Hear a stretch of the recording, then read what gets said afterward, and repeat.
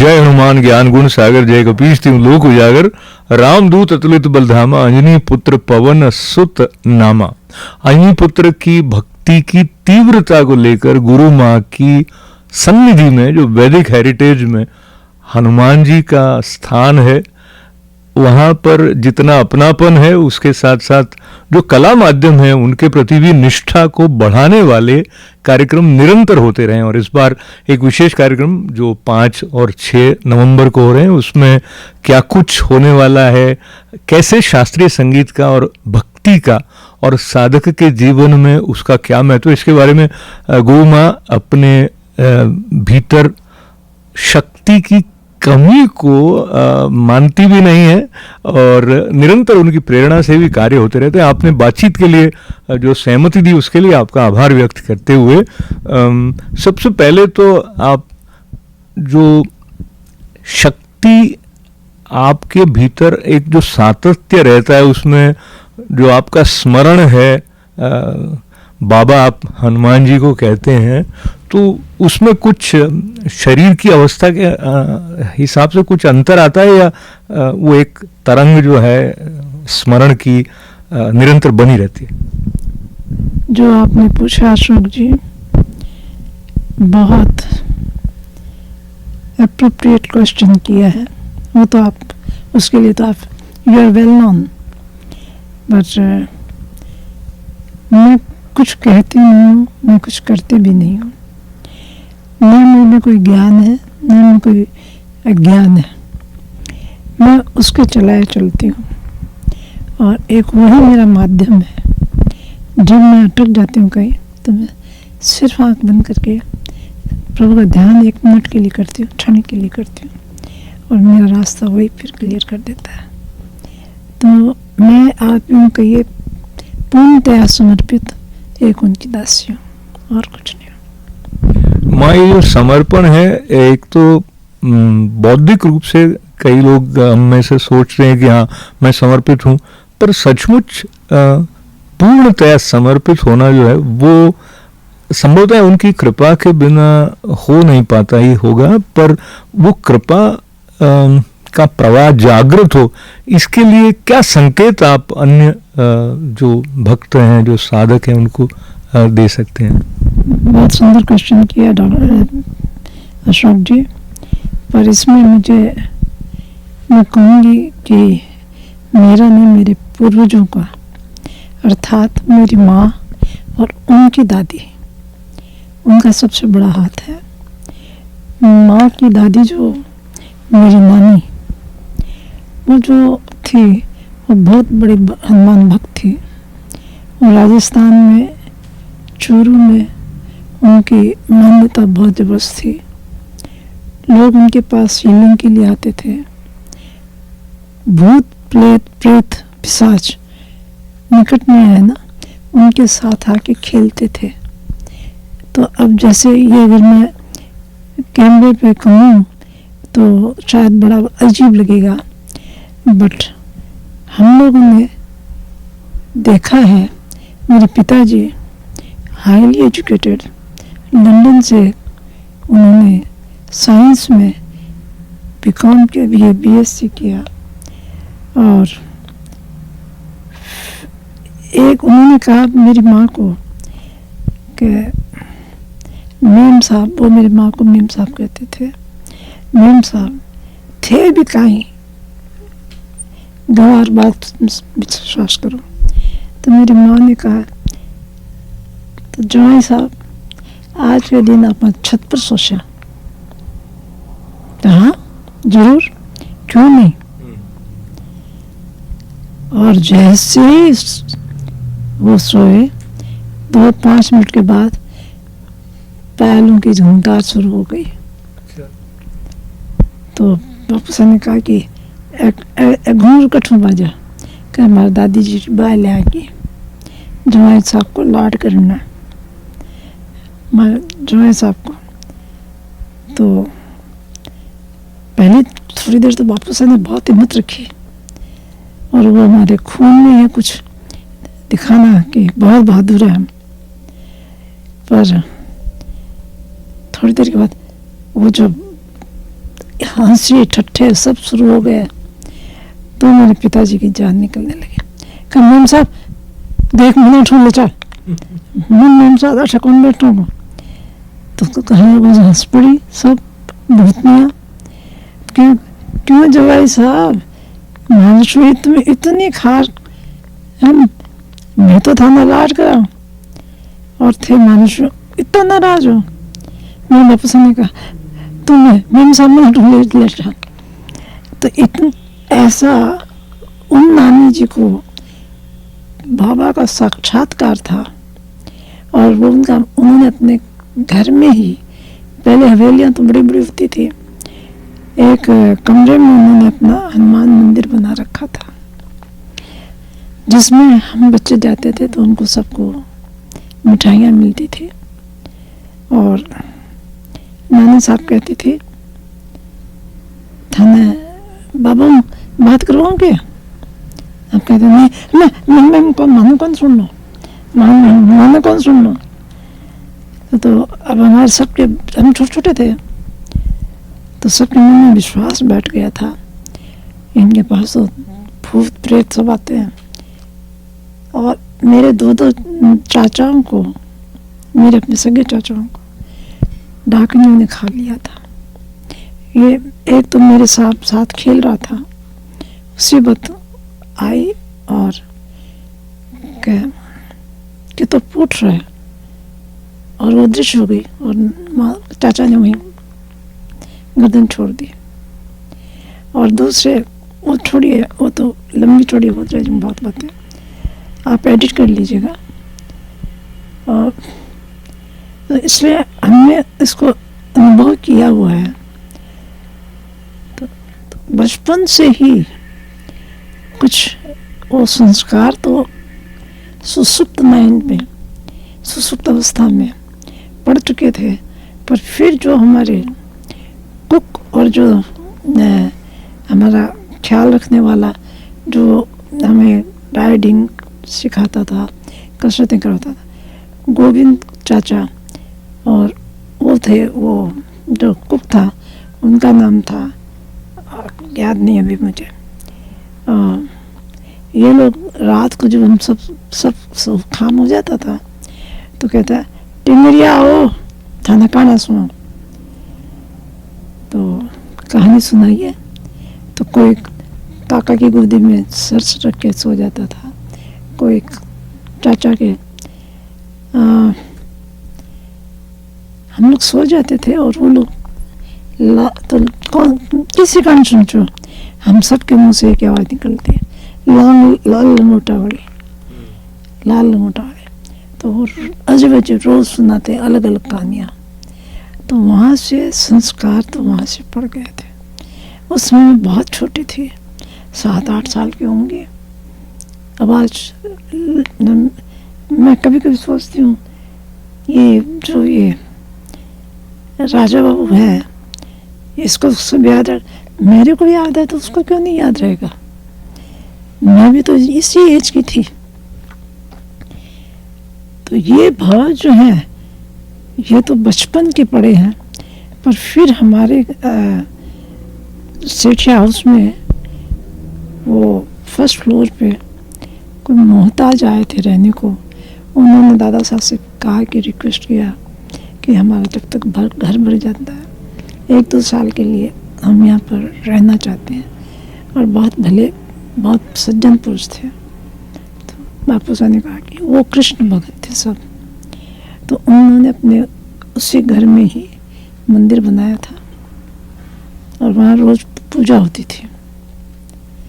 पूजा होती थी तो वो सब कृष्ण के भगत, तो सब भजन कीर्तन और तिलक भी हुई, यू वाले स्टाइल का तिलक। तो मेरे को शुरू से ही एक बाबा का जो रंग चढ़ा, तो मुझे कोई, मैं कृष्ण जी को बहुत प्यार करती। मैं कहती ये कृष्ण मुझे बहुत अच्छे लगते हैं। इन्होंने जो भी कुछ मीराबाई के साथ हुआ इनका तो सब सुना हुआ था, जो तो बस उसी हिसाब से। पर पूर्ण समर्पण मेरा कभी किसी और से नहीं हो सका। मैं जहाँ भी देखती, मैं चाहती मैं जय कृष्ण कहूँ, मेरे मुंह से जय हनुमान निकलता था, समझे ना। और अभी भी कोई अगर आता है, वो कृष्ण कहे चाहे राम कहे, मुझे कोई फर्क नहीं पड़ता है, पर मैं वो कह नहीं सकती हूँ। कोई जैसे राम है, जय श्री राम कहते हैं, तो मैं मेरे मुंह से जय श्री हनुमान ही निकलता है। तो ये तो शुरू के संस्कार है।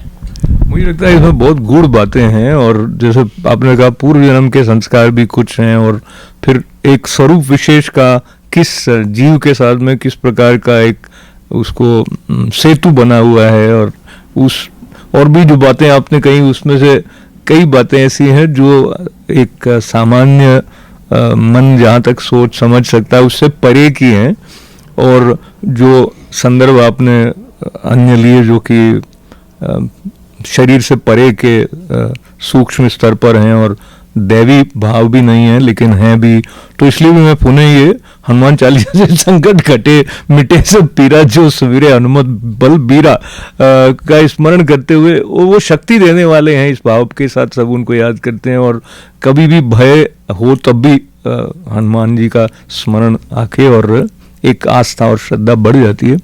और जो आप बचपन के संस्कारों की बात करें तो जिसमें मुझे स्मरण आता है बहुत पहले आपका शास्त्रीय संगीत की तरफ विधिवत सीखने की ललक जो आपकी थी, और फिर आपने यहाँ वैदिक हेरिटेज में उनके संगीत मार्तन पंडित जसराज जी के नाम से ऑडिटोरियम भी बना हुआ है। ये जो शास्त्रीय संगीत के प्रति आपके मन में या किसी साधक के मन में जो एक भाव होता है और जो एक भक्ति होती है, ये दोनों आपस में कहीं मिलते जुलते होंगे ही होंगे, उसके बारे में आप अपने अनुभव से बताएं।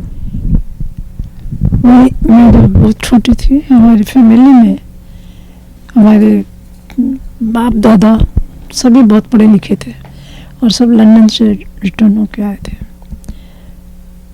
तो सेठा फैमिली वैसे बहुत फेमस फैमिली थे। तो उन सभी में ये संगीत डांस सबके प्रति बहुत रुचि थी। तो हमारे चौक होता था,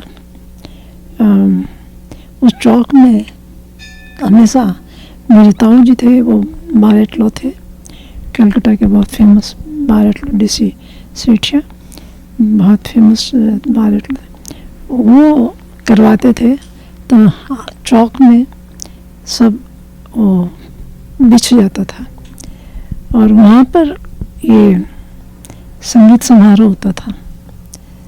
तो हमारे तो कुछ पल्ले नहीं पड़ता था, पर जब सब वो भाई भाई लोग बैठते थे आपस में, चाचा ताऊ के आज के इसने तो कमाल किया, क्या मेरे तो रोंगटे खड़े हो गए, तो मेरे तो ये हो गए। तो मेरे को लगता था हमारे तो रोंगटे नहीं खड़े हुए। एनीहाउ ऐसी अनुभूतियों से माहौल ही कुछ ऐसा बनता चला गया कि वो अपने आप अनुभूतियाँ होने लग गई। कोई अनुभूति ऐसे की हो ऐसा नहीं है। और जब मैं 9-10 साल की हुई तब मेरी जो कजिन सिस्टर थी वो मेरे से 1 साल छोटी थी। वो बाबा साहब की बच्ची, डीसी सेठिया का मैंने अभी जिक्र किया था, वो खूबसूरत भी बहुत थी, है अभी भी है, मुझसे छोटी है।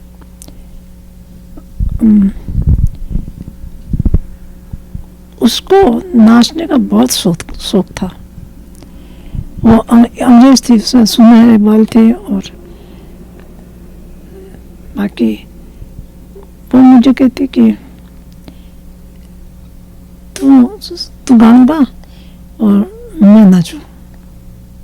मैंने कहा मैं नाचूं, मैं उसका मजाक करती थी, पर मुझे नहीं पता था कि ये प्यास कहाँ तक जाएगी और कितना ऊपर ले जाएगी।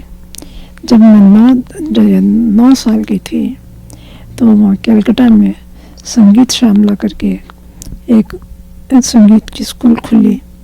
उसमें भैया को, पंडित जी को, जसराज जी को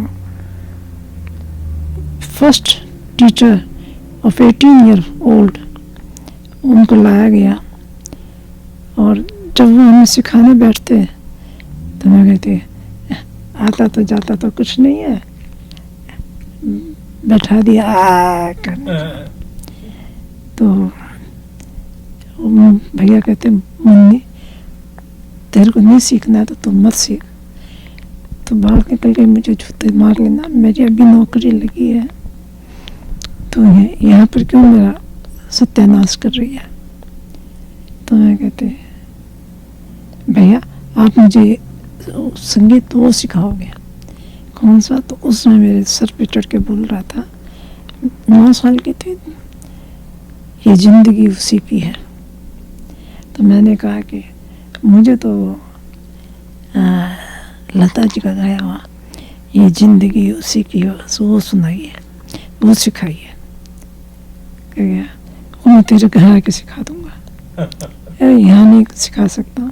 सब चलते इधर चाल तो मैं उधर की चाल चलते।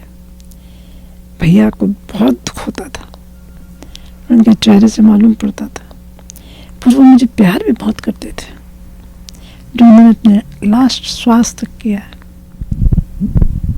मैं ऐसा करता हूँ कि बहुत बरस बाद में, और ये जो संबंध होते हैं उनके जो आयाम होते हैं अलग अलग, और विशेष करके गुरु माँ और संगीत मातन पंडित जसराज जी का जो एक संबंध था भाई बहन के रूप में, एक दूसरे के साथ प्रेम भी और एक दूसरे का सम्मान करने का भाव, वो उसके साक्षी बहुत हम लोग यहाँ भी रहे हैं। आप कई दशकों के बाद जब न्यूयॉर्क में उनसे मिली और फिर एक क्रम प्रारंभ हुआ कि वैदिक हेरिटेज में शास्त्रीय संगीत के कार्यक्रमों का आयोजन निरंतर होने लगा, और बड़े बड़े दिग्गज जो भारत के जाने माने कलाकार पंडित जसराज जी के अलावा भी बिस्मिल्लाह खान साहब और उस्ताद चौरसिया, जाकिर हुसैन, क्या कहते हैं, गिरजा देवी, और सभी आते थे। ऐसा कोई नहीं आर्टिस्ट जो यहाँ नहीं आया हो, एक तो रविशंकर जी के सिवाय सब आर्टिस्टों ने यहाँ के अपनी। और बिस्मिल्लाह खान साहब तो यहाँ 2-2 महीना 3 रहते थे, और मुझे पुजारी दीदी कहते थे, और अपने बच्चों से कहते थे चलो झाड़ू लगाओ, चलो साले बैठो बैठो ना, करो काम करो। क्यों पुजारी दीदी से करवाना चाहते हो? हैं एक एक को मैं डंडा पीटूंगा। तो मेरे इन सब के साथ बड़े बहुत ही ज़्यादा अपनत्व के रिश्ते रहे हैं। तो ये तो मैं नहीं कह सकती हूँ कि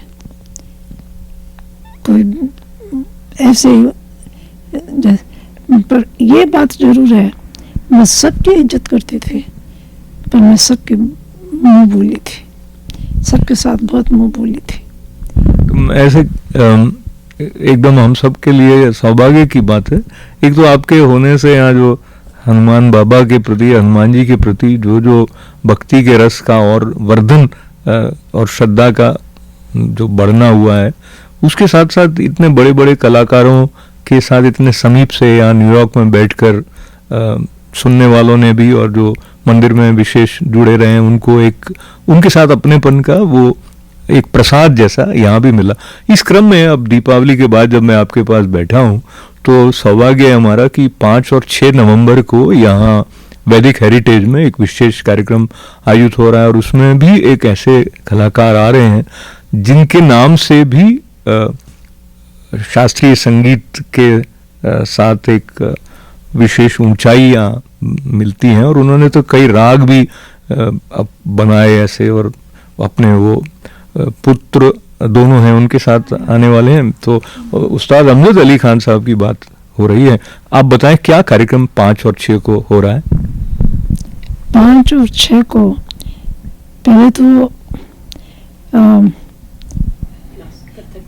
पहले तो कथक डांस के जो बहुत जानी मानी नीलिमा आज आ रही हैं, और उनके बाद आने और अमान को लेकर के, अपने पुत्र को लेके स्टेज पे खुद अमजद अली आ जाएंगे।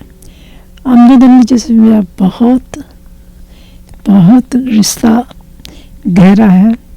मैं उनके घर भी कई बार गई हूँ, और जब भी मैं जाती हूँ, उनकी वाइफ तो पहुंची हुई कलाकार हैं, सुहा लक्ष्मी पंडित, और वैसे वो राजघराने के से है, राजकुमारी है। मेरा पता नहीं क्या है, अब मुझे आप पूछ रहे हैं तो मैं समझ भी नहीं पा रही हूँ मैं किसी के बारे में कैसे कुछ कहूँ, जबकि सभी मेरे इतने घनिष्ठ रहे हैं। बिस्मिल्लाह खान साहब को कहूँ तो वो तो जब मैं जाती थी तो मेरे साथ साथ रहते थे। जैसे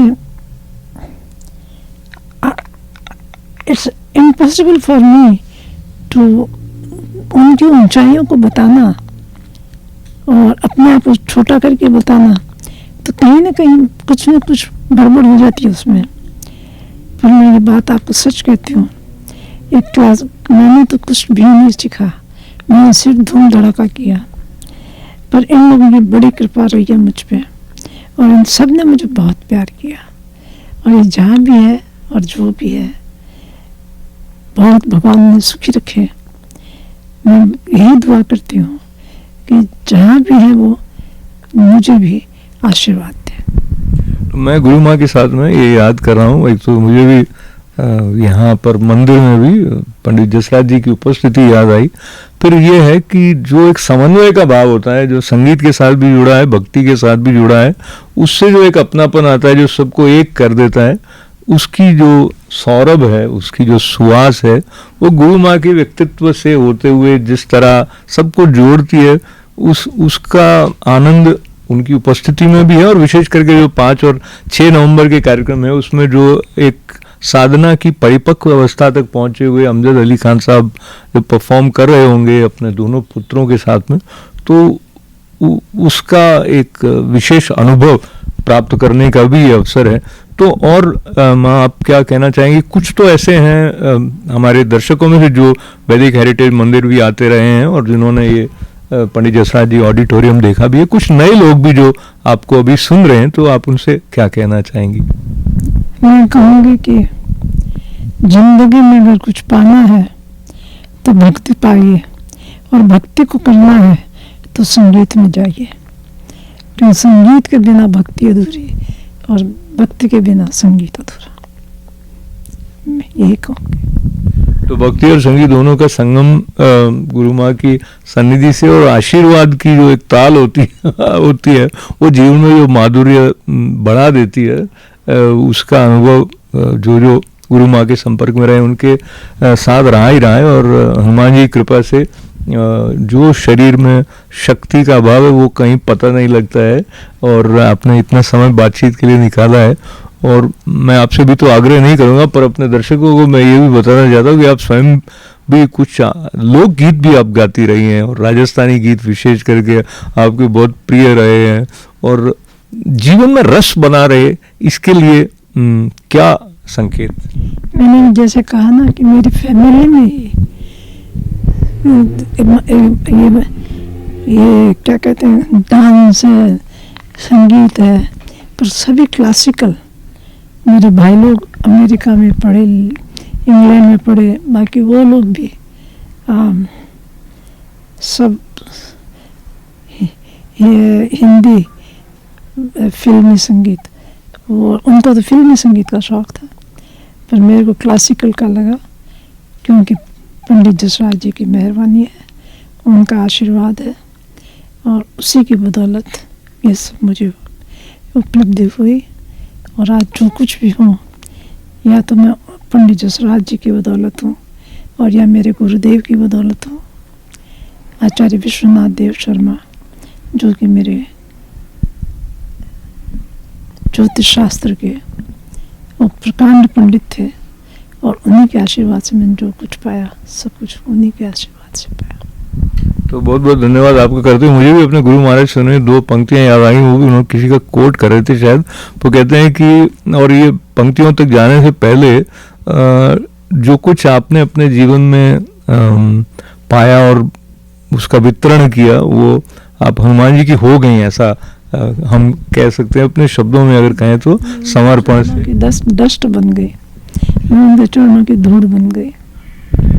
तो हम किसके होते हैं वो हमारा परिचय बनाता है। तो पंक्तियां वो ऐसी थी कि हम थोड़ा हंस के सीखे हैं, हम थोड़ा रो के सीखे हैं, पर जो कुछ थोड़ा सीखे हैं किसी का हो के सीखे हैं।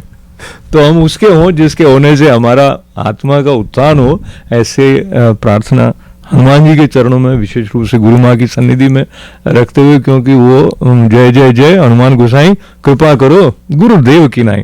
तो आपके चरणों में भी प्रणाम, बहुत बहुत आभार है आपका। तो आपने जो समय दिया, मुझे इस काबिल समझा, मैं उसके लिए आपको बहुत धन्यवाद देती हूँ, और एक गुरु होने के नाते आपको बहुत आशीर्वाद देती हूँ कि जिस काम को आप कर रहे हो, ठीक है हम तो कर ही रहे हैं, हमसे वो करवा रहा है, आपसे भी वही करवा रहा है, आप भी वो कर रहे हैं। बाकी आप इस लगन पे कभी भी टूटिएगा मत, कभी भी इसको छोड़िएगा मत। 1000 बाधाएं आएंगी, पर इससे जुड़े रहिएगा, यही कहूँगी। अनमोल वचन मुझे मिल गए, और जैसे माध्यम तो है ही है, वो तो बात है, और सौभाग्य कई रूप में प्रकट होता है, उसमें से ऐसे अवसर आना भी उसका प्राकट्य है। और एक बात मुझे ऐसे याद आई, माँ की उपस्थिति में उसका स्मरण करो, हम ऐसे सुनते हैं विद्या ददाति विनयम, और कहते हैं ज्ञान और भक्ति में भी कोई अंतर नहीं है। तो जो भक्त होता है उनमें इतनी विनम्रता होती है, जो हमें भी इतना सम्मान के साथ आपने संबोधित किया, बात कही, और आपका आशीर्वाद के लिए बहुत बहुत धन्यवाद। तो पुनः पुनः आपके चरणों में प्रणाम है। आपके लिए बहुत सारी मंगल कामनाएं। अशोक व्यास को अनुमति दें। नमस्कार।